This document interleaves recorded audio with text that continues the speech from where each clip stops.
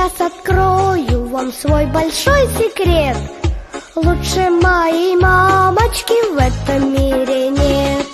Ты моя любимая, ты мне всех милей. Никого на свете нет лучше и добрей.